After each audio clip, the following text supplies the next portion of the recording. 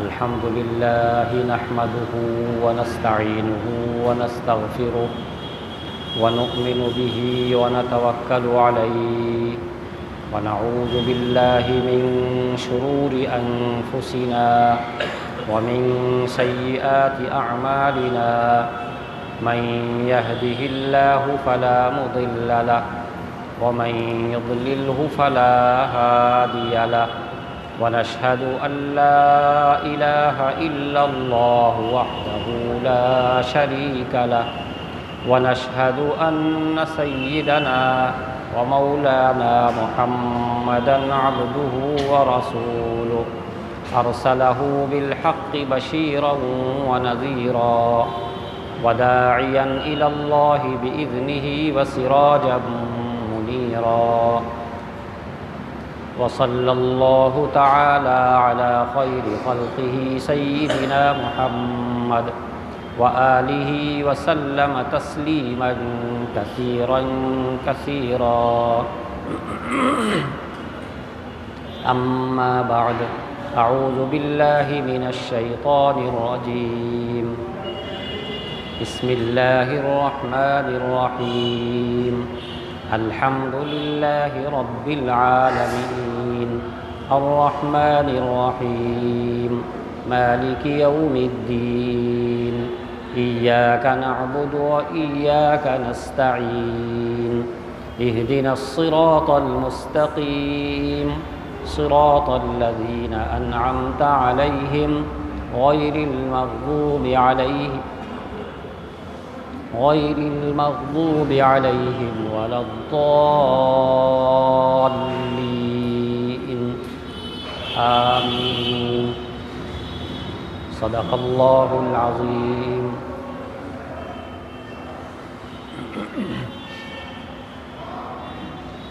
حضرات، یہ سورہ فاتحہ ہے، اس میں 7 آیات ہیں۔ ان 7 آیات میں سے 6 آیات پر مختصر گفتگو آپ کے سامنے آ چکی ہے۔ اس سے پہلے یہ بات آئی تھی، شروع میں اللہ سبحانہ و تعالیٰ کی حمد و ثنا بیان کی گئی۔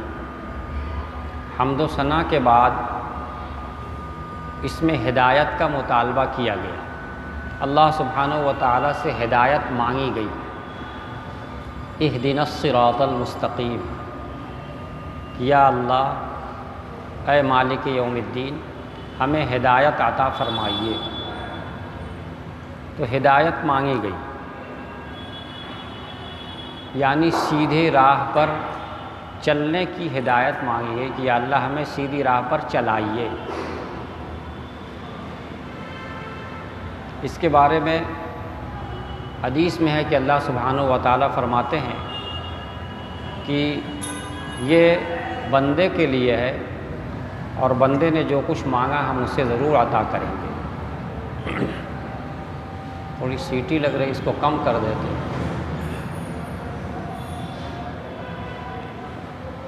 جو ہدایت مانگی گئی ہے،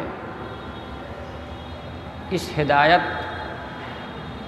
میں کس کو سمجھا جائے کہ یہ راہ حق پر ہیں، یہ ہدایت پر ہیں، اس کے لیے کچھ نمونہ ہونا چاہیے، کچھ پہچان ہونی چاہیے۔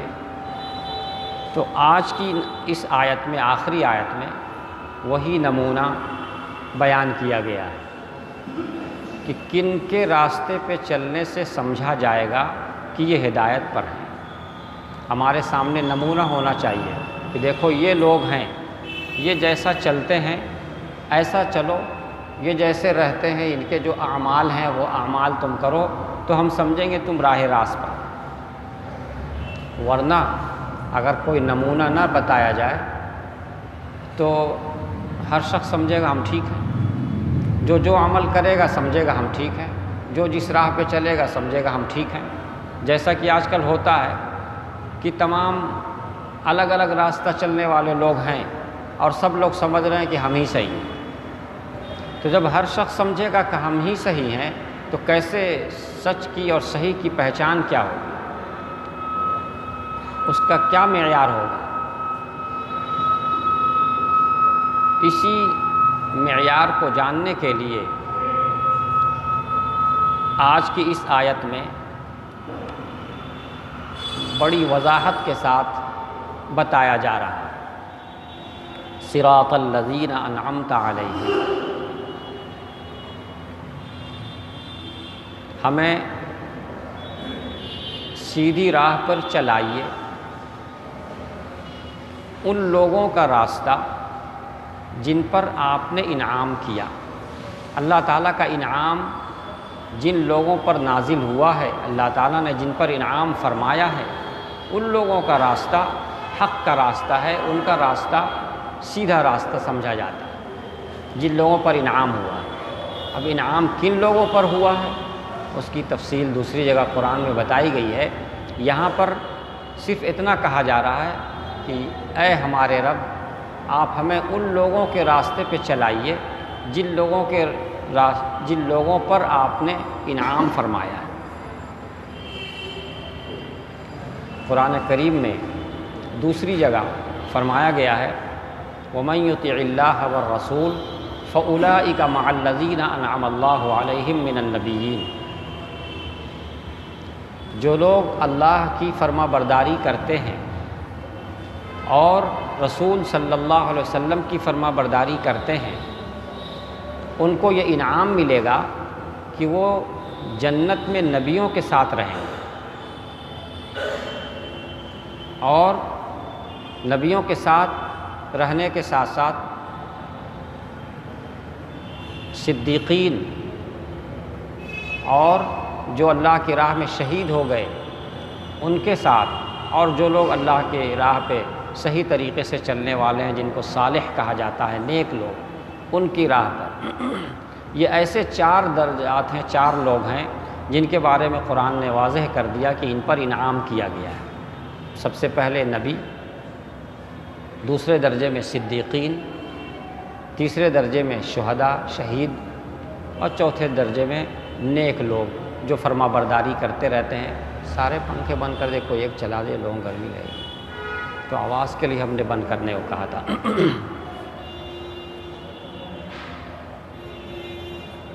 یہ 4 گروہ ہیں جن پر اللہ تعالیٰ کا خاص انعام ہوا ہے۔ اسی خاص انعام کا تذکرہ کیا جا رہا ہے، وہ آ رہے ہیں، وہ کر دیں گے۔ اہدنا الصراط المستقیم، ہم کو صراط مستقیم کی ہدایت فرمائیے۔ اور یہ کون ہے؟ یہ ان لوگوں کا راستہ ہے جن پر آپ نے انعام نازل فرمایا ہے، جن پر آپ نے انعام کیا ہے۔ ہر مومن اس کو چاہیے کہ اپنے بارے میں تلاش کر لے کہ جو راستہ رسول اکرم صلی اللہ علیہ وسلم نے ہمیں عطا فرمایا ہے، جو ہم تک صحابہ کرام کے واسطے سے پہنچا ہے، حضرات صحابہ کرام جس راستے پہ چلے ہیں، اس راستے کو ہم کو اپنانا ضروری ہے۔ جب ہم اس راستے کو اپنائیں گے تو ہم ان لوگوں میں داخل ہو جائیں گے جن لوگوں پر اللہ تعالیٰ کا انعام ہوا ہے۔ کیوں کہ سب سے زیادہ رسول اکرم صلی اللہ علیہ وسلم کی فرما برداری کرنے والے اور سب سے زیادہ ان کی راہ کا اتباع کرنے والے حضرات صحابہ کرام تھے۔ انہوں نے تو اتنا زیادہ اہتمام کیا ہے، اتنا زیادہ اہتمام کیا ہے کہ ہمارے اس زمانے میں ہم لوگ سوچ بھی نہیں سکتے۔ حضرت عبداللہ ابن عمر رضی اللہ تعالیٰ عنہ صحابی رسول ہیں، اللہ کے رسول صلی اللہ علیہ وسلم کے بڑے چہیتے۔ یہ ایک مرتبہ جا رہے تھے، ان کے ساتھ کچھ لوگ جا رہے تھے۔ راستہ چلتے چلتے یہ اپنی سواری سے اتر کر استنجا کے لیے بیٹھ گئے۔ اس سے تھوڑی دیر بیٹھے، پھر اٹھے، پھر سواری میں بیٹھے، چلے۔ لوگوں کو محسوس ہوا کہ یہ بیٹھے تھے استنجا کے لیے، لیکن استنجا انہوں نے کیا نہیں، صرف بیٹھے تھے۔ تو عجیب بات ہے کہ انسان راستہ چلتے چلتے سواری سے اترے، استنجا کے لیے بیٹھ جائے اور استنجا نہ کرے۔ تو لوگوں نے پوچھا کی بات سمجھ میں نہیں آئی۔ کہا تم لوگ نہیں جانتے، میں ایک مرتبہ اسی راستے سے چل رہا تھا رسول اکرم صلی اللہ علیہ وسلم کے ساتھ، تو آپ کے ساتھ میں سفر میں تھا، چلتے چلتے جب یہاں آپ صلی اللہ علیہ وسلم تشریف لائے، یہاں پہنچے، تو آپ یہاں پر رک کر کے آپ نے یہاں استنجا کیا تھا، اس کے بعد پھر آگے بڑھے تھے۔ تو ہم نے سوچا کہ جس طریقے سے آپ صلی اللہ علیہ وسلم چلتے چلتے یہاں رکے تھے، رک کر کے آپ نے استنجا کیا تھا، ہم بھی حالانکہ استنجا نہیں لگا تھا، لیکن اتباع میں، فرما برداری میں یہ لوگ اتنا آگے تھے کہ ان سب چیزوں کا بھی اہتمام کرتے تھے۔ آپ سوچئے، یہ تو حد درجے کا اہتمام ہے۔ اس زمانے میں کس کو یاد کون رکھتا کہ کون کس وقت استنجا کیا تھا، مگر ان کی محبت اور ان کا اتباع سنت کا اہتمام اس درجہ بڑھا ہوا تھا اور اتنی محبت تھی ان لوگوں کو کہ اس تک کا اہتمام کیا کرتے تھے۔ حضرت عبداللہ ابن عمر رضی اللہ تعالیٰ عنہ چھوٹے صحابی تھے، یہ فرماتے ہیں کہ فجر کی نماز کے بعد صحابہ کرام بیٹھتے تھے تو آپ صلی اللہ علیہ وسلم پوچھتے تھے آج کس نے کیا کیا خواب دیکھا، لوگ اپنا اپنا خواب سناتے تھے۔ تو یہ چھوٹے تھے تو یہ فرماتے تھے کہ میں بچہ تھا تو میرا جی چاہتا تھا کہ جیسے سب لوگ خواب سناتے ہیں میں بھی کوئی خواب دیکھوں، میں بھی کوئی خواب سناؤں۔ ان کو یہ شوق پیدا ہوا اور روز تمنا کرتے مجھے کوئی خواب آئے میں بھی پوچھوں۔ تو ایک دن انہیں کوئی خواب آیا، انہیں بہت خوشی ہوئی کہ اب میں بھی پوچھوں گا، لیکن پھر ہمت نہیں ہو پا رہی تھی۔ مجلس میں بڑے لوگ بیٹھے رہتے ہیں، بڑے لوگ اپنا اپنا خواب بتاتے ہیں، ہماری عمر کم ہے، کم عمری میں پھر میں کیسے ہمت کروں، چنانچہ ہمت یہ نہیں کر سکے۔ اتنی تمنا کرتے رہے لیکن وقت جب آیا تو ہمت نہیں کر سکے۔ خیر، رسول اکرم صلی اللہ علیہ وسلم کی ایک زوجہ مطہرہ ہیں، ان کے پاس گئے جو حضرت عبداللہ ابن عمر رضی اللہ تعالیٰ عنہ کی خالہ لگتی تھی۔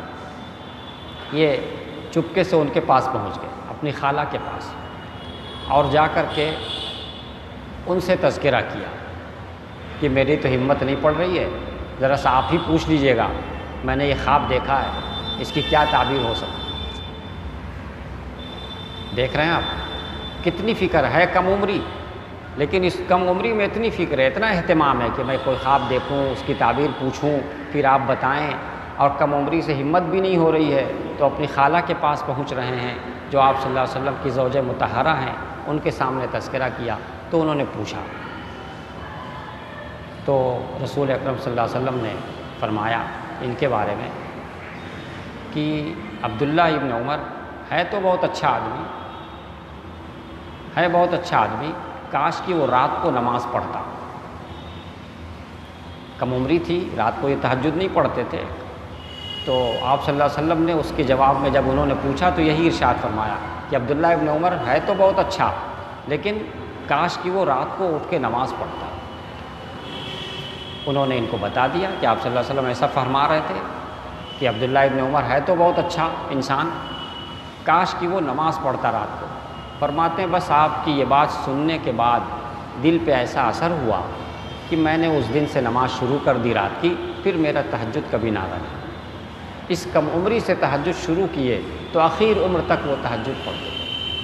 تو آپ صلی اللہ علیہ وسلم سے محبت، ان کی باتوں کا اتنا اثر لینا کہ ایک مرتبہ سن لیا، اور وہ بھی براہ راست نہیں، ایسا نہیں کہ آپ صلی اللہ علیہ وسلم سے یہ براہ راست پوچھ رہے تھے اور انہوں نے کچھ کہا تھا، ایک واسطے سے، لیکن اس کے باوجود اتنا اہتمام تھا۔ تو یہ حضرات، ہم نے ایک صحابی کا نام لیا، اسی طرح حضرات صحابہ کرام کے یہی حالات تھے کہ آپ صلی اللہ علیہ وسلم کی محبت میں اور ان کی سنت کے اتباع میں اتنا اہتمام کرتے تھے کہ ایک ایک چیز کا خیال کرتے تھے۔ تو ایسے ہی یہی وہ لوگ ہیں جن پر انعام اللہ سبحانہ و تعالیٰ کا ہوا ہے، تو ان کے راستے پہ جو چلے گا وہ بھی اس انعام میں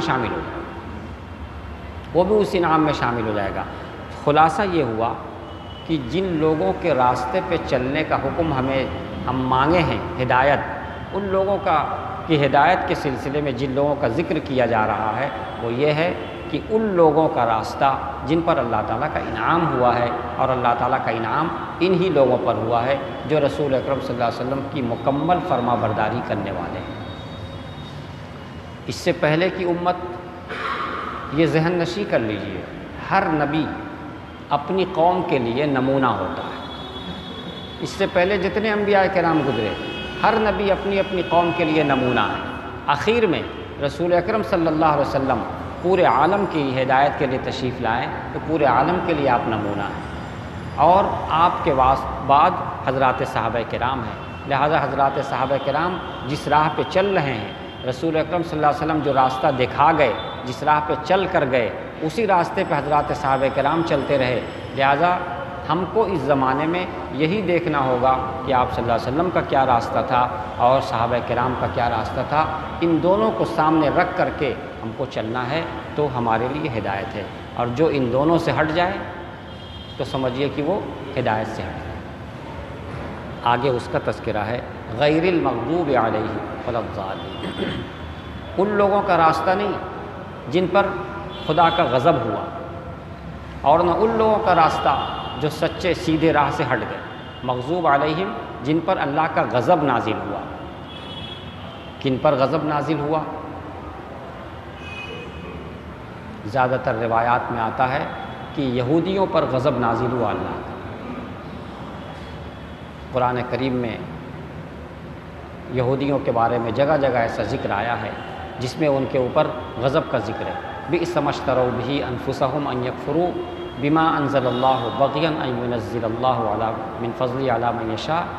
اس کے آگے ہے فباؤوا بغضب على غضب، کہ یہودی انہوں نے اپنی شرارتوں کی وجہ سے، غلط کام کرنے کی وجہ سے اللہ کا غضب ان پر اترا، غضب پر غضب اترا، یہ غضب در غضب کے مستحق ہوئے۔ اور اسی طریقے سے اور بھی دوسری جگہ آیات میں ان کے سلسلے میں غضب کا ذکر کیا گیا ہے۔ من لعنہ اللہ وغضب علیہ، کہ اللہ کی لعنت بھی ان پر ہوئی ہے اور اللہ کا غضب بھی ان پر ہوا ہے۔ دراصل یہود، ان کے ہاں علم تھا مگر یہ عمل کرنا نہیں چاہتے تھے۔ علم کے بعد عمل جو نہیں کرتا ہے، راستہ جاننے کے باوجود اس پہ نہیں چلتا ہے، اس پر اللہ کا غضب نازل ہوتا ہے۔ اور ان کے ساتھ دوسری قوم تھی عیسائیوں کی۔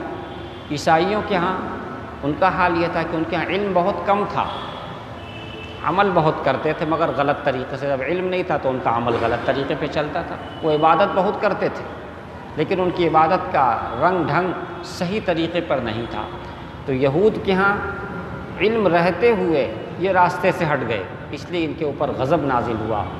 اور عیسائی، ان کے ہاں علم کی کمی تھی، بس خالی عمل کرنا، عبادت زیادہ سے زیادہ عبادت کیا کرتے تھے، رہبانیت تک اختیار کر لیتے تھے، جنگلوں میں چلے جاتے اور مدتوں سے مراد 500 سال 600 سال مستقل بس عبادت میں لگے ہوئے ہیں تو لگے ہوئے۔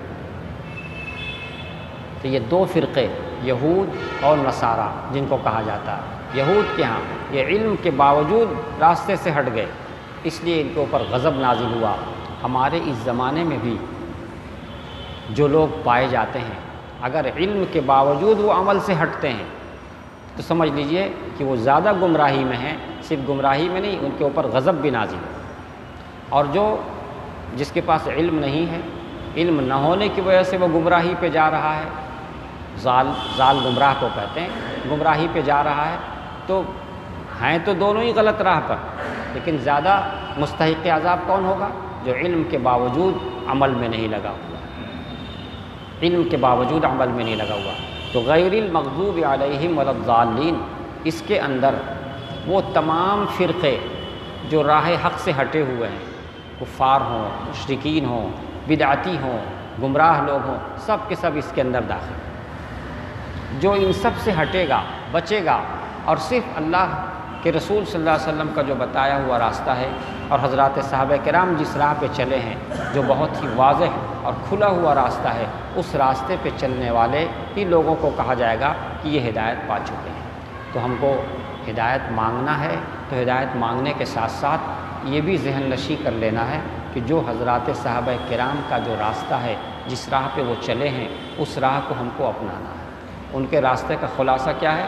خلاصہ یہ ہے کہ رسول اللہ صلی اللہ علیہ وسلم سے سچی محبت، ان کے ہاں سچی محبت تھی، وہ ایک ایک چیز میں اہتمام کرتے تھے، آپ صلی اللہ علیہ وسلم کی طریقے کا ایک ایک چیز میں اہتمام کرتے تھے۔ اور اہتمام کون کرے گا؟ جس سے محبت ہوگی وہ اس کی راہ پہ چلے گا۔ محبت ہی سب سے بڑی بنیاد ہے۔ صحابہ کرام کے یہاں چونکہ سب سے زیادہ محبت تھی رسول اکرم صلی اللہ علیہ وسلم سے، اس لیے وہ سب سے زیادہ راہ کو اپناتے تھے۔ ہمارے اس زمانے میں بھی یہی طریقہ ہے، یہی راستہ ہے کہ ہم اپنے اندر اپنے دل میں رسول اکرم صلی اللہ علیہ وسلم کی محبت کو پیدا کریں، محبت کو بڑھائیں، اس کے لیے اہتمام کریں۔ محبت بڑھانے کا طریقہ ہمارے بزرگوں نے یہ بتایا ہے کہ درود شریف کثرت سے پڑھا جائے۔ اگر کوئی شخص درود شریف کثرت سے پڑھے گا، زیادہ سے زیادہ درود شریف پڑھے گا، تو اس کے دل میں رسول اللہ صلی اللہ علیہ وسلم کی محبت جمنے لگے گی، محبت جمنے لگے گی۔ یہ بہت آسان راستہ ہے۔ اور درود شریف تنہائیوں میں آپ رات کو کچھ سویرے اٹھ جائیں، درود شریف پڑھیں بیٹھ کر کے۔ ہمارے بزرگان دین نے تو بہت اہتمام کیا، تعداد ان کی تھوڑی موڑی نہیں، 500 یہ تو بہت کم تعداد ہوتی ہے ان کے ہاں، 5,000 مرتبہ درود شریف پڑھتے تھے۔ اتنی بڑی بڑی تعداد میں درود شریف پڑھتے تھے۔ ظاہر ہے کہ 5,000 مرتبہ درود شریف کون پڑھ سکے گا؟ وہی نا جس کے دل میں واقعی اہتمام ہو، اہمیت ہو درود شریف کی۔ تو میرے بزرگوں اور دوستوں، رسول اکرم صلی اللہ علیہ وسلم سے محبت یہ ہمارے لیے بنیادی چیز ہے، سب سے بنیادی چیز ہے۔ اور اس کا آسان طریقہ درود شریف کثرت کے ساتھ پڑھیں۔ آپ حضرات اس کا اہتمام کریں، کوشش کریں، ایک طریقہ بنا لیں، صبح اور شام 2 وقت ہم کوشش کریں کہ صبح کو ہو سکے کسی طرح 500 مرتبہ پڑھ لیں۔ اگر آپ کے پاس اتنا وقت نہیں ہے، 500 نہیں پڑھ پا رہے ہیں، تو تھوڑا اور کم کر لیں، 400 کر لیں، 300 کر لیں، کوشش کریں کہ 300 سے کم نہ ہو۔ اور درود شریف جو ہم نماز میں پڑھتے ہیں وہ درود پڑھیں۔ اس درود میں لگتا ہے کہ بہت زیادہ وقت لگ رہا ہے تو کوئی اور چھوٹا درود، اللہم صلی علی محمد النبی الامی وعلی آلہ وسلم تسلیما، یہ اس سے چھوٹا درود ہے، اتنا پڑھ لیں۔ صلی اللہ علی النبی الامی، یہ اور چھوٹا درود ہے، یہ پڑھ لیں، لیکن تعداد رکھیں، کوشش کریں کہ 500 کی تعداد پوری ہو۔ صلی اللہ علی النبی الامی بہت چھوٹا ہے، صلی اللہ علی النبی الامی اتنا چھوٹا درود ہے، اس کو اگر کوئی 500 مرتبہ پڑھنا چاہے تو مشکل نہیں ہے۔ صبح 500 پڑھے، شام 500 پڑھے، اور اس کا اہتمام کرے، پابندی کرتا رہے، پابندی کرتا رہے۔ جب پابندی کرتا رہے گا تو اس کے برکات ظاہر ہوں، روزی میں بھی برکت ظاہر ہوگی اور زندگی کے ہر شعبے میں برکت ظاہر ہوگی۔ ہمارے یہاں پریشانیاں بہت ہیں لوگوں میں، کوئی روزی کے لیے پریشان ہے، کوئی اور معاملے میں پریشان ہے، کوئی اور کسی معاملے میں پریشان ہے۔ ساری پریشانی کا حل انشاءاللہ اس بات کے اندر موجود ہے کہ آدمی درود شریف کثرت سے پڑھے، اور درود شریف کثرت سے پڑھنے کے نتیجے میں محبت پیدا ہوگی، اب محبت کے نتیجے میں اتباع سنت پیدا ہوگا، اور اتباع سنت آ گیا تو سب کچھ آ گیا۔ سنت کا اتباع جس کو مل گیا اس کو سب کچھ مل گیا، اللہ کی رضا مل گئی۔ اللہ کی رضا ہی تو آخری چیز ہے، یہی تو سب سے زیادہ مقصود ہے۔